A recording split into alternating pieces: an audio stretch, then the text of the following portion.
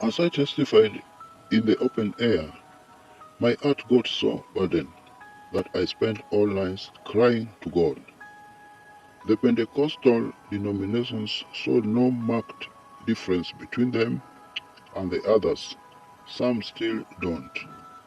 Only one Baptist church, then led by my friend Tom Houston, a brilliant and eloquent speaker and scholar, was doing something that resembled revival. But of course, he did not approve of my thanks emphasis since he met me in Uganda. Here in Nairobi, he took me aside and lectured me at length how that I should first enter college and get straightened in my theology, etc. A very noble counsel, but did not go far enough. The burden grew. I gathered hungry youth into a restaurant and we prayed. Soon we were filling the room.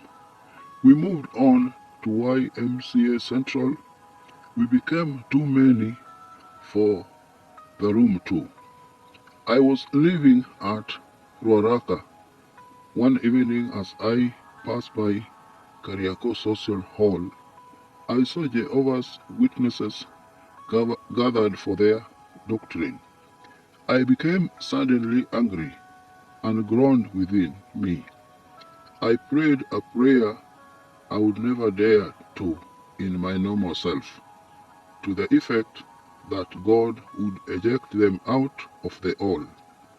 In 1 week's time, they fell in disfavor with the city council and were thrown out. I took the all. We prayed for revival, but we saw this fact that revival must come in God's way and on His terms.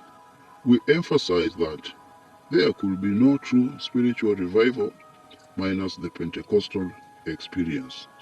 The healings and deliverances we witnessed were not the result of intelligent preaching sermons that would pass as theologically balanced. Suddenly, there was a burst, a surge of divine power that defied description. Demons fled, the sick got healed. We claim no special gifts operating in us. It was known nationwide. Deliverance Church was born as the result of that revival. We needed to care for those who had been thrown out of denominations that did not approve of these phenomena. Secular papers carried the news abroad. We hosted men like Dr. Maurice Seruro, Nicholas B.H.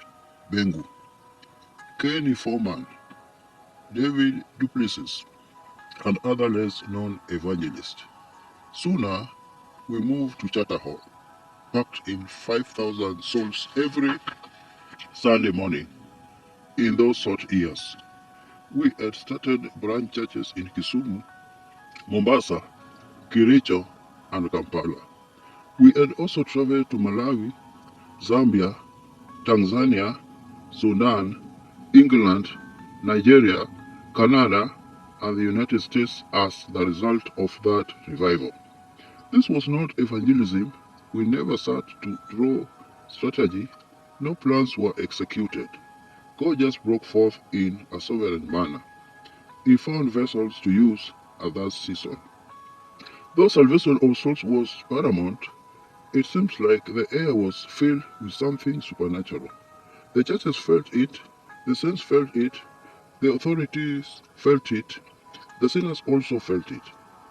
One God-hating lecturer challenged his university students to bring Kayo to be told that there was no God. We were to have a debate on TV. I accepted the challenge and scheduled to meet the TV station that was willing to screen it. He sent his 6 young men from his class to attend and line up with those needed healing. They placed themselves at strategic points in the prayer line.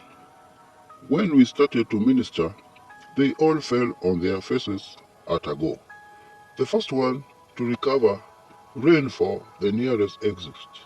The others followed. They took the report back to the professor. That was the end of the contest. At revival time, things happened that we term extraordinary, yet they are the normal with Christian life.